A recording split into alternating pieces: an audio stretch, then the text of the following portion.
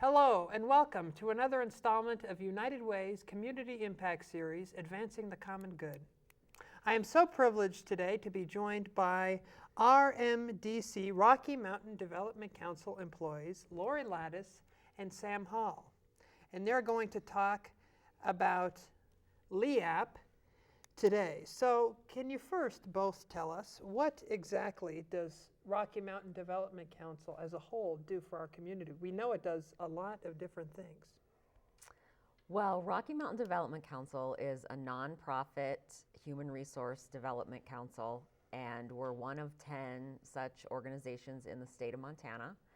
And we serve our primary service area is Lewis and Clark, Jefferson, and Broadwater counties, and we serve low-income individuals and families in that area. We have programs that range from our senior nutrition and congregate activities programs. Every day in our senior center, we have lunch and the seniors come, and often they stay and play pinochle and bridge and have bingo and line dancing and lots of different fun activities. We also run the home delivered meals program, which is a really important program in our community for people who can't get out, and it helps people stay in their home a lot longer than they might otherwise be able to. The other end of the spectrum is the early childhood education programs, which we have Head Start, which includes a lot of advocacy for families as well. It's not just taking care of the kids, but it requires parent involvement. And we have Rocky Mountain Preschool. And then we have some other aging programs that are run under the umbrella of Area 4 on Aging, and that is pretty much related to information and counseling and also advocacy for seniors when they're trying to navigate things like getting signed up for Medicare and that sort of thing.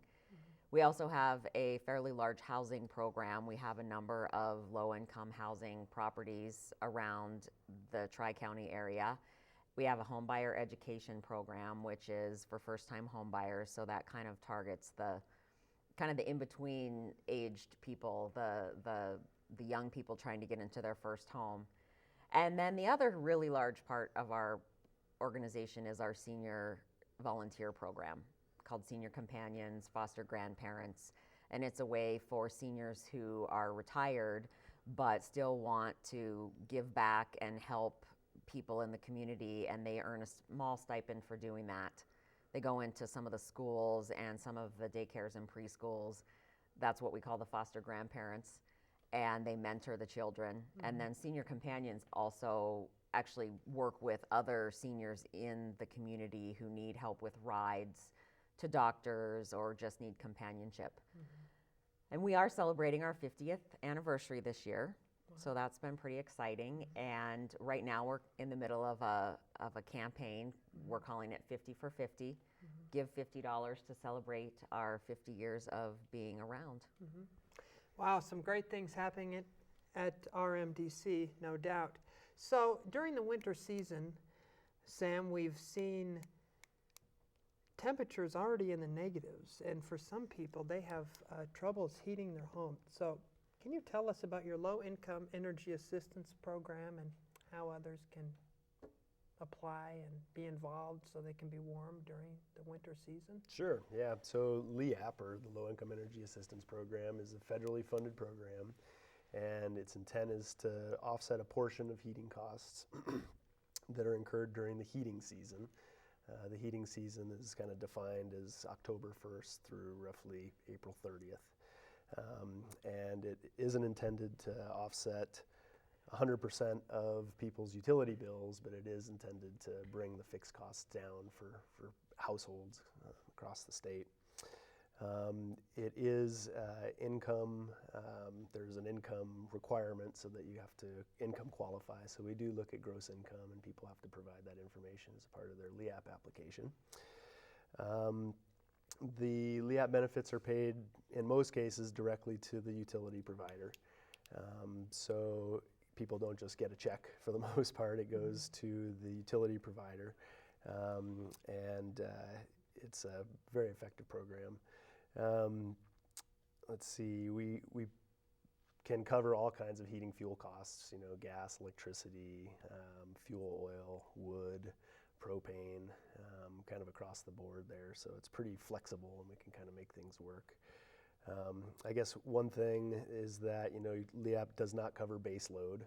Base load are basically energy costs that are associated with lights or cooking or refrigeration, things like that. So it's very specific to heating costs.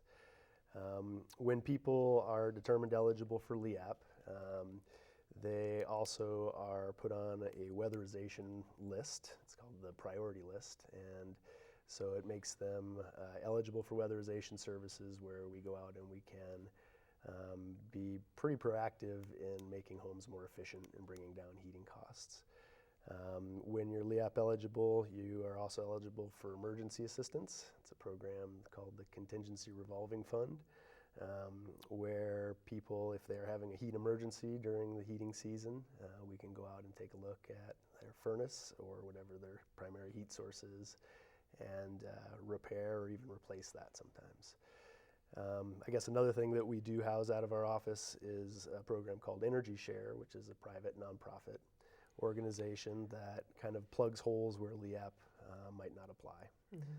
So we've got a lot of tools to help people, and the intent, of course, is to get people back on their feet and get them in a position where they might not need to apply for assistance in the future. Mm-hmm. And this is directed at both of you. How big of an issue is heating assistance in our community? I'm going to let Sam answer that. He's the expert. Yeah, it's large. Low income for whatever reasons, either disability or elderly, retired status, or just rough times, happens. And these programs are here to help. Across the 3 counties that we serve, we get in roughly 2,000 LIEAP applications per year. And the approval rate's very high just because the income information is pretty clear. Mm-hmm. I think last year we distributed, just over $1 million worth of LIEAP benefits. So the need is present, and again, I think it's a good program that serves a need in the community. Thank you. And how does one apply to LIEAP? Well, a number of ways. You can go to the RMDC website, just rmdc.net, and there's a link there that will take you to the state website where you can download the application and get information about income requirements for the program. The application is fairly involved, so people can come into our office. We tend to encourage that at 648 Jackson, and we're happy to help people with filling out applications and answer any questions that they might need. You can also call the office at 447-1625 and speak with LIEAP techs in the office, and they're able to walk people through the process. Excellent. And you mentioned the 50th anniversary, which is great. Congratulations. Thank you. Is there anything, whether it be LIEAP or RMDC, that you have specific goals or desires for in this coming year?